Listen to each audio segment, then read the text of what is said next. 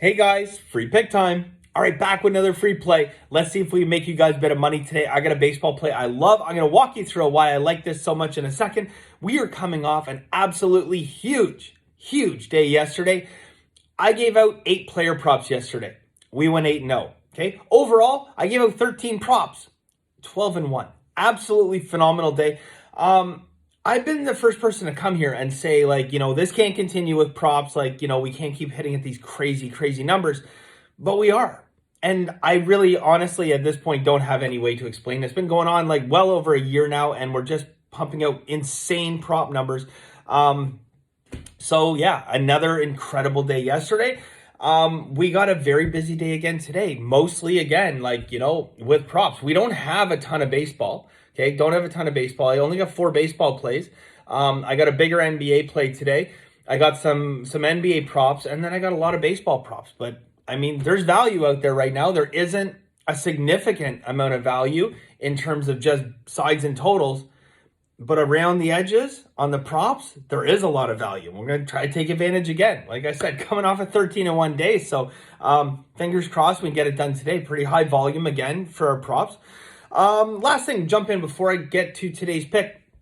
I do want to discuss volume a little bit, okay? Because I did a video maybe a few days ago. We were coming off a 16-4 day. And some people comment. I know they're newer. They haven't been following for a while. People comment and say, oh, good luck betting 20 plays. Like, no chance you'll win long term.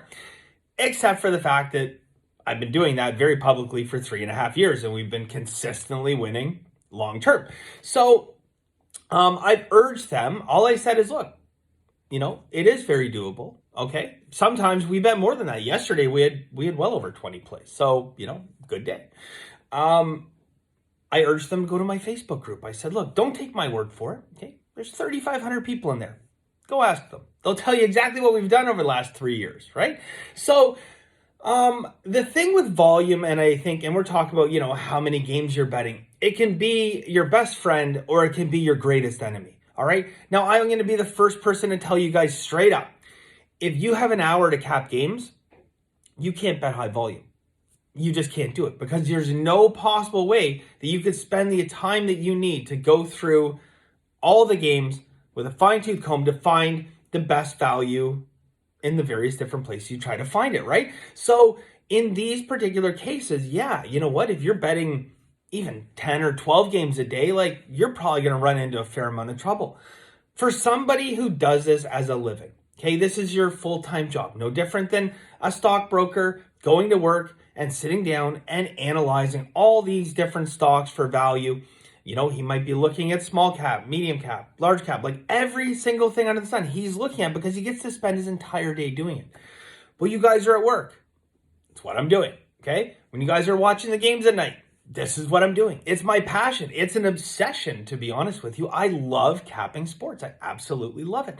So if you have the time to do it and you can properly analyze these games, I think I've shown quite handily over the past 3 years that you can bet high amounts of volume, you can win. Bill Crack in Vegas, another super high volume bettor. I am in the minor leagues compared to the volume that Bill bets, okay? But Bill and I differ in our strategies, okay? He is looking for each and every little scrap of value, like crumbs, okay? I'm not there. I'm not looking for crumbs, okay? I'm looking for value wherever I can find it. But you know what? We're not going to skip games because, we're afraid of value. And what the best example I can give you of people being afraid of value is, them saying like, oh, well, I'm going to walk along and I'm only going to pick up $100 bills. Well, no. Okay. I'm going to pick up the $10 bills and the $5 bills. And people like Bill, I'm not knocking him. He's going to pick up, the quarters and the nickels and the dimes as well. Okay. For me, I don't know that, it's necessarily worth my time, but hey, quarters and dimes and nickels add up to dollars, don't they? So there is no reason, if we're winning and having a positive ROI, that I want to taper my volume. Quite the opposite, okay? If the more value I find, the more bets we're going to put in.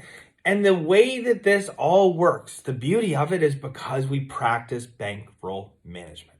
And that is the key, okay?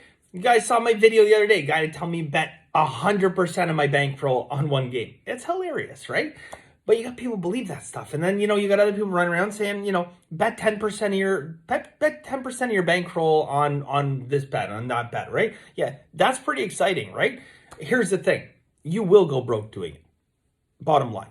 All right? So we can get away with this by betting quarter unit, half unit, 1 unit, 2 unit plays.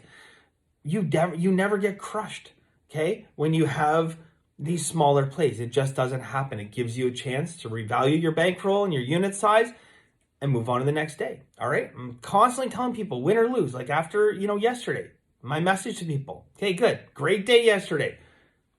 Practice bankroll management. Let the math dictate it for you. Okay. Don't be afraid of volume if you have the time to cap it. If you don't have the time to cap it, volume can be one of the scariest things that you're ever going to encounter, because there just isn't a way for you to definitively determine that there is value.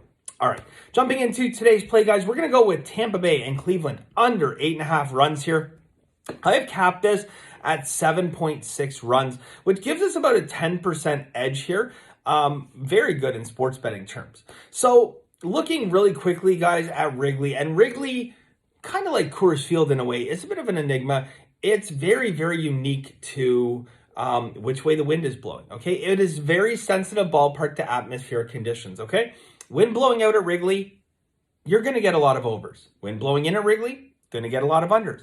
Well, it just so happens today, the wind is blowing in. When the wind is blowing in at Wrigley and the total is 7.5 to 9, those games go under 61.3%.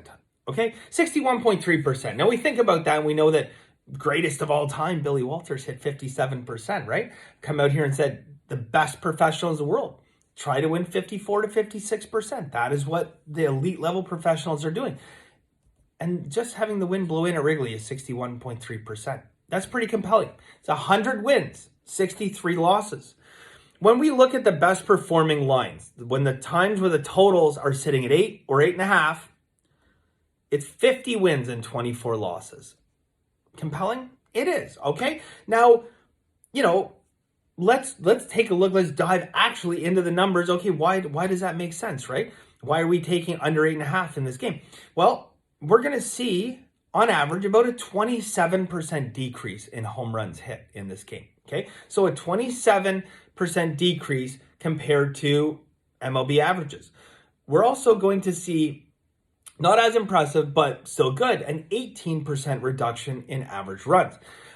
With the pitching matchup here, you're seeing just a slight increase in expected runs, but overall, it translates into almost a 1-run advantage. And if you're talking a full run advantage in baseball, that's a good edge, and it's very actionable. So again, all in all, do I think this hits around the 61.3% where the system has performed historically with the wind blowing in at Wrigley?